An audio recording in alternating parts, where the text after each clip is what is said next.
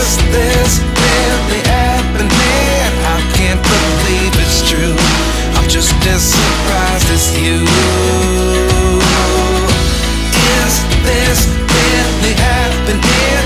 I can't be too sure, but one day I'll be yours again. नमस्ते दोस्तों, आप सबका फिर से बहुत स्वागत है। और यहाँ पर देखिए, एक मेरे पास पुराना गमला पड़ा हुआ था और एक ये जो प्लांट है ये मैं शाम को लेकर आई थी, लेकिन शाम को बहुत लेट हो गया था इसलिए मैंने इसको नहीं लगाया। तो अभी मॉर्निंग में सुबह-सुबह मैं इसका जो काम है वो कंप्लीट कर दूँगी। क्योंकि देखिए, एक-एक प्लांट करके अगर हम लाते रहेंगे तो हमारे पास वैरायटी भी हो जाएगी और धीरे-धीरे करके हमारे पास जो कलेक्शन होता है वो भी इकट्ठा हो जाएगा। एक साथ बहुत सारे प्लांट लेके आने को तो लेके आ सकते हैं, लेकिन उन सब को फिर एक साथ बैठ के काम करना और वो काम बहुत ज़्यादा फैल जाता है और बहुत ज़्यादा टाइम भी देना पड़ता है। तो जैसे मैं कभी एक-एक करके प्लांट ले आती हूँ, क्योंकि मेरे घर के पास नर्सरी है इसलिए मैं आते-जाते कभी भी वहाँ से लेकर आती हूँ। लेकिन जैसे बहुत दूर जाना पड़ता है या आपको कोई मतलब साधन करना पड़ता है, जिसको व्हीकल वगैरह लेकर आप जाते हो, जब तो आपको इकट्ठे ही सारे लेके आने पड़ेंगे और थोड़ी-सी मेहनत वहाँ पर करनी पड़ती है। लेकिन मैं तो एक-एक करके ले आती हूँ, क्योंकि मेरे तो घर के बिल्कुल पास में है। तो देखिए, 1 प्लांट है या 2 प्लांट लगाने का ये फ़ायदा होता है कि हम किचन में उठाकर उसको अच्छे से मतलब यहाँ पर लाके कर सकते हैं और ऐसा लगता भी नहीं है कि हमने बहुत सारा काम किया है, वरना ये मिट्टी-धूल का जो काम होता है ये काफ़ी गंदगी फैलाने वाला काम है, लेकिन प्लांट अच्छे बहुत लगते हैं। तो यहाँ पर मैं एक गमले में ये जो प्लांट है ये लगा के रख दूँगी और फिर बाद में फिर कभी जाऊँगी तो दूसरा प्लांट अगर मेरा खाली होगा तो उसके अंदर भी लगा दूँगी। तो ये बस देखिए, मैंने नाश्ता वगैरह करने के बाद है ना ये काम कंप्लीट कर दिया और उसके बाद जो भी काम है वो मैं धीरे-धीरे आपके साथ में शेयर करूँगी। तो दोस्तों, यहाँ पर आज मैं आपसे मिल रही हूँ करीब 2 ढाई महीने के बाद में। और इतने दिन मैंने क्यों वीडियो नहीं डाली है, उसका रीज़न यही है कि मेरी जो हेल्थ इशू थी वो ज़्यादा ही ख़राब थी और अभी मैंने जो है कि सर्जरी वगैरह सब करवा ली है और अब धीरे-धीरे करके मैं अपने जो काम है उसमें वापस लौटूँगी। तो मन तो बहुत करता है कि कुछ करें, कुछ बनाएँ, लेकिन वही है कि आपको रेस्ट की बोली है तो रेस्ट पहले करना पड़ेगा। क्योंकि देखिए, हेल्थ है तो सब कुछ है, बाकी काम तो सब होते रहेंगे। तो बस ये देखिए, सेट हो गई है ना, इसमें पानी डाल देंगे तो सारी जो मिट्टी है वो नीचे सेट हो जाएगी। और ये जो भी गंदगी फैली है ना थोड़ी-सी, तो इसको मैं हाथ की हाथ ही साफ़ कर दूँगी, क्योंकि अगर हम एक-एक करके थोड़ा-थोड़ा काम भी अगर छोड़ते हैं ना तो हमारे पास बहुत सारा काम इकट्ठा हो जाता है और जब बहुत ज़्यादा काम हमें दिखाई देता है तो वो काम हमसे ठीक से होता नहीं है। तो जब भी थोड़ा-सा भी आपका काम हो ना, मान लीजिए आपके पास 2 बर्तन भी हैं या थोड़ी-सी भी कहीं सफाई करनी है, तो आप तुरंत कर दीजिए, तो आपके पास बहुत सारा काम बिल्कुल भी इकट्ठा नहीं होगा। तो बस ऐसे करके ये थोड़े-थोड़े प्लांट हैं ना, इनको मैं दोबारा से देखूँगी, क्योंकि बहुत दिनों से मैंने क्या है इनको बिल्कुल भी ध्यान नहीं दिया। तो यहाँ देखिए, मेरे पास ना एक पुराना दुपट्टा पड़ा हुआ था, तो मैंने सोचा कि चलिए इसका मैं काफ्तान बना लेती हूँ। और ये काफ्तान बहुत ही ईज़ी है और अब गर्मियाँ आ गई हैं ना, तो इस तरह की चीज़ें बहुत अच्छी लगती हैं। तो ये मेरा जो सूट था उसका ये दुपट्टा है, तो दुपट्टा काफ़ी अच्छा है और इसके अंदर मुझे लाइनर की ज़रूरत पड़ेगी, लेकिन लाइनर मैं इसमें अटैच नहीं करूँगी, क्योंकि अगर मैंने इसमें अटैच किया ना तो ये जो फैब्रिक है ये बहुत डेलिकेट है, बहुत ही मतलब नाज़ुक है, तो इसके ऊपर वो ठीक से मशीन नहीं चलेगी। तो ये काफ्तान मैं हाथ से ही स्टिच करूँगी, मतलब मशीन का इस्तेमाल नहीं करूँगी, इसको मैं हाथ से ही बनाऊँगी और जो इनर है उसका मैं कभी कपड़ा लाके अलग से पहन लूँगी। तो ये देखिए, जो फ़ोल्ड जो होता है ना, हमने इसको 4 फ़ोल्ड किया है और 4 फ़ोल्ड करने के बाद में जो खुला हुआ साइड है उसको मैंने अपनी साइड में रखा है और जो गला है ना, यहाँ पर मैं बोट नेक बना रही हूँ। अच्छा, जो बोट नेक होता है ना वो ज़्यादा डीप नहीं होता आगे पीछे से, लेकिन थोड़ा-सा ना साइड से, मतलब कंधे की साइड से थोड़ा-सा चौड़ा होता है। तो इसके लिए देखिए, मैंने ना 4 इंची नीचे की साइड में लिया है और जो 7 इंची है वो मैंने शोल्डर तक का लिया है और उसके बाद उसको मैंने कट कर लिया और कट करने के बाद ही देखिए इसको मैंने ऐसे खोल दिया है। इसको मैं अभी फ़ोल्ड कर दूँगी जो हाथ की जो पतली वाली सुई होती है ना उससे। तो ये बिल्कुल भी झोल इसके अंदर नहीं आएगा। और अब मुझे मार्किंग करनी पड़ेगी इसकी जो फिटिंग होती है ना वहाँ से। तो जो भी मेरी कमर की साइज़ है मैं उसके अनुसार इसको फिट कर लूँगी। तो जो आपका साइज़ होता है उसको आप पूरा आप मेज़रमेंट करें और उसको बाद इंच टेप से आप उसकी अपने जो साइज़ के अकॉर्डिंग फिटिंग कर लें। तो ये देखिए गले की जो स्टिचिंग है ये मैं हाथ से ही कर ली हूँ, बहुत ही इजीली हो जाती है। जो तिरपन वाली सिलाई बोलते हैं ना वो करना है, मतलब तुरपाई करनी है यहाँ पर इसको। और देखिए जो मार्किंग करनी थी ना वो मैंने कर ली है और अब इसको मैं भी यहाँ पर हाथ से स्टिच कर दूँगी। तो जो काफ्तान होता है ना उसको बनाना बहुत ही इजी होता है, बिल्कुल भी उसमें मतलब मेहनत का काम नहीं है। और यहाँ देखिए मैंने बिल्कुल भी मशीन का भी यूज़ नहीं किया है। और अगर आपके पास पुरानी साड़ी दुपट्टे कुछ भी पड़ा हो तो उससे बहुत इजीली ये बन जाता है। तो बस साइड की जो फिटिंग थी वो मैंने कर दी है और यहाँ पर बस गले की कटिंग हुई है और बाकी मतलब पूरा दुपट्टा ऐसा का ऐसा ही है। जब तक मैं इसको यूज़ करूँगी जब तक मैं कर लूँगी और उसके बाद फिर मुझे अगर लगेगा कि मैं इसको कहीं और यूज़ करूँ तो मैं कर लूँगी वो भी। तो ये देखिए हाथ की सिलाई के बाद है ना ये बाजू है, मतलब यहाँ से हाथ वगैरह निकलेंगे। तो ये बहुत ही सुंदर लगेगा जब मैं इसको पहनूंगी तो आप लोगों के साथ में शेयर करूंगी। तो अब ये देखिए मेरे पास एक साड़ी रखी हुई थी तो यहाँ पर मैं बना रही हूँ मेरी बेटी के लिए एक ड्रेस। मतलब मेरी बेटी है वो, मतलब मेरी बहन की बेटी है। ऐसे तो मेरी बेटी तो बड़ी है ना तो वो तो नहीं पहन पाएगी, लेकिन मैं उसके लिए बना रही हूँ ये। तो मैं बना रही थी तो मैंने सोचा चलिए मैं इसको रिकॉर्ड कर लेती हूँ, हो सकता है यहाँ पर आप लोगों को भी कोई आइडिया मिल जाए। तो यहाँ सबसे पहले साड़ी के नीचे मैं अस्तर लगाऊंगी। तो उसकी जो फिटिंग के अनुसार मैं यहाँ पर मार्किंग कर रही हूँ, मतलब पहले मैंने शोल्डर वगैरह सब कर लिया है। एक तरह से जो इनर है ना ये इनर की तरह मैं बना रही हूँ।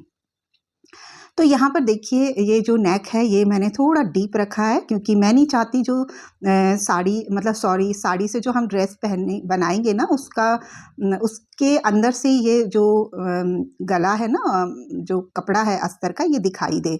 तो थोड़ा सा मैंने नेक जो है कि अंदर से डीप किया है क्योंकि इसको मैं उसके साथ में अटैच नहीं करूँगी, ये मैं अलग से ही रखूँगी, बस शोल्डर ही अटैच करूँगी, बाकी चीज़ें ये दिखाई नहीं देंगी। तो ये देखिए मेरी एक साड़ी थी और बहुत ही सुंदर लगती है। अभी समर सीज़न के अंदर है ना, ये बहुत सॉफ्ट शिफॉन की साड़ी है और अभी इसको पहन भी सकते हैं। तो बनाऊंगी मैं इसको ऐसे ही तरीके से कि ताकि ना लूज़ रहे, बिल्कुल भी इसमें फिटिंग वगैरह नहीं होगी। तो जो जैसे लड़कियां होती हैं ना उनको बहुत अच्छी लगती है ऐसी फ्रिल वाली ड्रेसेस, और ख़ासकर छोटी बच्चियों को तो ये बहुत ही पसंद आती है। तो साड़ी को देखिए मैंने बिल्कुल बराबर हिस्से में 2 फोल्ड कर लिए हैं और 2 फोल्ड करने के बाद में उसको मैंने काट लिया और काटने के बाद में फिर एक फोल्ड किया। तो 4 फोल्ड होने के बाद में जो खुला हुआ हिस्सा है वहाँ पर मैंने बाजू की कटिंग की है, मतलब जितनी भी बाजू थी उसके हिसाब से। तो यहाँ पर मैंने 6 साढ़े 6 इंच के करीब इसकी जो कटिंग है ये कर ली है, जहाँ पर साड़ी के चारों फोल्ड खुले हुए हैं उस साइड से। यहाँ हम गले की कोई भी कटिंग वगैरह कुछ नहीं करेंगे, सिर्फ ये बाजू है ना इसकी मुड्डे जिसे हम बोलते हैं उसकी कटिंग करेंगे। और अब एक सिंगल पल्ले को लेंगे और एक बाजू की कटिंग से लेकर दूसरी बाजू की कटिंग तक हमको सिर्फ ऐसे सिलाई करनी है। मतलब जहाँ पर हम नेक की कटिंग करते हैं तो नेक की तो कटिंग हमने करी नहीं है, सिंपल वहाँ पर हमें एक लंबी सिलाई लगा देनी है ताकि इसके अंदर हम इलास्टिक डालेंगे और इलास्टिक डालने से यहाँ पर है ना चुन्नटें अपने आप बन जाएंगी। तो बस यही एक इसकी मेन कटिंग है और कुछ भी नहीं है इसके अंदर। तो देखिए दूसरा जो पल्ला था ना उसको भी मैंने लिया और एक बाजू की साइड से दूसरी बाजू तक की मैंने सिंपल इसके अंदर एक इलास्टिक डालने की जगह बना ली है। तो अब इसके अंदर इलास्टिक डाल देंगे ताकि इसके अंदर खूब सारी चुन्नटें इकट्ठी हो जाएं। आपको मैं दिखाती हूँ। तो इसके अंदर आप इलास्टिक डालेंगे। मेरे पास थोड़ा सा ना मोटा वाला इलास्टिक था, लेकिन अगर आपके पास इससे भी बारीक इलास्टिक हो तो वो डालना, उससे बहुत ही सुंदर आएगा। तो जो गले का डिज़ाइन है वो सिर्फ यही है कि गले के ऊपर यहाँ पर आगे और पीछे काफ़ी सारी चुन्नटें इकट्ठी हो जाएंगी। तो ये इलास्टिक की वजह से ही होंगी क्योंकि साड़ी हमारे पास काफ़ी चौड़ाई में है और जो इलास्टिक है ये करीब 10 इंच के करीब होगा। मतलब 10 इंच आगे डालूंगी और 10 इंच पीछे की साइड में डालूंगी। तो एक सेफ्टी पिन लेंगे और इसको फिर हम इसके अंदर डालते जाएंगे। तो बहुत ही खूबसूरत लगेगा जब इसको पहनेंगे। अगर आप थोड़ा सा ऑफ शोल्डर पहनती हैं तो ये इलास्टिक को आप खींचकर साइड में भी कर सकती हैं, और अगर आप वैसे कंफर्टेबल नहीं है तो आप थोड़ा छोटा इलास्टिक डाल लीजिए और फिर इसको ना इलास्टिक को आप साइड से अच्छे से मतलब सील दीजिए, ताकि ये इलास्टिक है ना निकलेगा नहीं। तो ये देखिए, एक बाजू से लेकर दूसरी बाजू तक मैंने जो है कि इलास्टिक डाल दिया है। ये देखिए, तो ये दोनों ही पल्लों में हमें अलग अलग करके इलास्टिक डाल देंगे और उसके बाद इनको हम शोल्डर से अटैच कर देंगे। तो दोनों पल्लों के सीधे हिस्से एक दूसरे की तरफ फेसिंग करते हुए रहेंगे, मतलब सीधे के ऊपर सीधा रखेंगे और उल्टी साइड से यहाँ पर देखिए अब हम स्टिच कर देंगे। ये जो इलास्टिक है इसको भी स्टिच कर देंगे तो हमारा जो है कि शोल्डर अटैच हो जाएंगे। और अब ये ऑलमोस्ट तैयार हो चुका है। और अब आपके पास है ना दो ऑप्शन है, क्या तो आप इसके अंदर अलग से इनर पहन लें, क्योंकि अंदर आजकल बहुत अलग अलग तरीके के इनर आते हैं, तो जैसे आप चाहें तो वैसा पहन सकते हैं। लेकिन मैं जो इनर बनाऊंगी उसको मैं शोल्डर से ही अटैच करूंगी इसी साड़ी के फैब्रिक के साथ में। तो सबसे पहले जो इसकी गले की सिलाई है, मतलब जो भी तुरपन वगैरह का काम होता है ना, उसको सील देंगे ताकि जो धागे वगैरह है वो ना निकले। और उसके बाद इसको मैं यहाँ पर ही शोल्डर के साथ ही फिटिंग कर दूंगी, मतलब ऊपर से ही सीलूंगी और ना तो गले के पास से सीलूंगी और ना ही बाजू के पास से। बस इसको हम ऊपर से ही सीलेंगे ताकि जो ये इनर है ना, जिसको हम समीज वगैरह भी बोलते हैं, ये इसी के साथ में अटैच रहे, मतलब इधर उधर हमको ढूंढनी ना पड़े। बाकी आप अलग से खरीद के भी पहन सकते हैं, ज़रूरी नहीं है आप इनर लगाएं। अगर आपकी साड़ी थोड़ी ट्रांसपेरेंट नहीं है तो आप इनर को अवॉइड भी कर सकते हैं। तो ये थोड़ी सी ट्रांसपेरेंट साड़ी थी, इसलिए मैंने इसमें इनर लगाया है। और बस इसको अब हमें सील देंगे, साइड से जो इसकी फिटिंग है इन दोनों को मिला देंगे, मतलब दोनों पल्लों को हमें साइड से सील देंगे।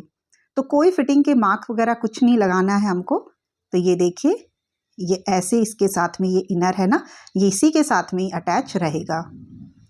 तो मैंने इसलिए इनर इसको अटैच किया है क्योंकि जो बच्चियां होती हैं ना वो इनर इधर उधर खो देती हैं, तो मैंने सोचा कि इसको मैं इसी के साथ में ही सील दूंगी। तो अगर आप चाहें तो ना यहाँ पर इलास्टिक की जगह पर छोटी छोटी चुन्नटें देकर गले की जो है कि आप मतलब फिटिंग कर सकती हैं। जितना भी आपको नेक चाहिए उसके अकॉर्डिंग आप छोटी छोटी चुन्नटें डालकर वहाँ पर फिटिंग कर सकती हैं, अपने गले को डिज़ाइन दे सकती हैं। तो बस ये दो पल्ले को ऊपर से मैंने सील दिया है एक दूसरे के साथ में, बस और कुछ भी नहीं किया है। और बाकी सारी में एक लंबाई में नीचे तक जो घेरा होता है उसको मैं सील दूंगी और सिलने के बाद में फिर ये रेडी हो जाएगी बहुत ही खूबसूरत सी ड्रेस। तो अभी मैं इसका फाइनल लुक दिखाती हूँ। तो ये देखिए तैयार हो गई है। तो अगर आपके पास पुरानी चीज़ें रखी हैं तो उसका आप इस्तेमाल करके नई चीज़ें बना सकते हैं। तो ये ऑलमोस्ट जो साड़ी थी ये मैंने ज़्यादा पहनी नहीं थी, बिल्कुल नई की नई रखी हुई थी, तो इसको मैंने रीयूज़ किया और बना ली इसकी एक प्यारी सी ड्रेस। ज़रूरी नहीं है कि आप यही डिज़ाइन डालें, आप बहुत सारी चीज़ों को देखकर दूसरी तरीके के भी डिज़ाइन दे सकते हैं। और अब यहाँ पर मैं बनाऊंगी इसकी बेल्ट, क्योंकि ऊपर से हमने खूब सारी चुन्नटें वगैरह डाली हैं, तो इसको बीच के अंदर मतलब बीच में ना कमर के बीच में हम एक बेल्ट लगाएंगे और बेल्ट को हम सिल देंगे और फिर सिलने के बाद उसको हम सीधा कर लेंगे और उसके बाद एक साइड से हम बेल्ट को अटैच कर देंगे और दूसरी साइड से हम उसकी मतलब बांधने के लिए एक बो बना लेंगे। तो ये देखिए रेडी हो गई है और अब मुझे यकीन है उस पर बहुत ही सुंदर लगेगी। तो उम्मीद करती हूँ आप सबको मेरी ये वीडियो पसंद आई हो तो प्लीज़ लाइक करके शेयर ज़रूर कीजिएगा और नए आए हो मेरे चैनल पे तो मेरे चैनल को ज़रूर सब्सक्राइब कीजिएगा।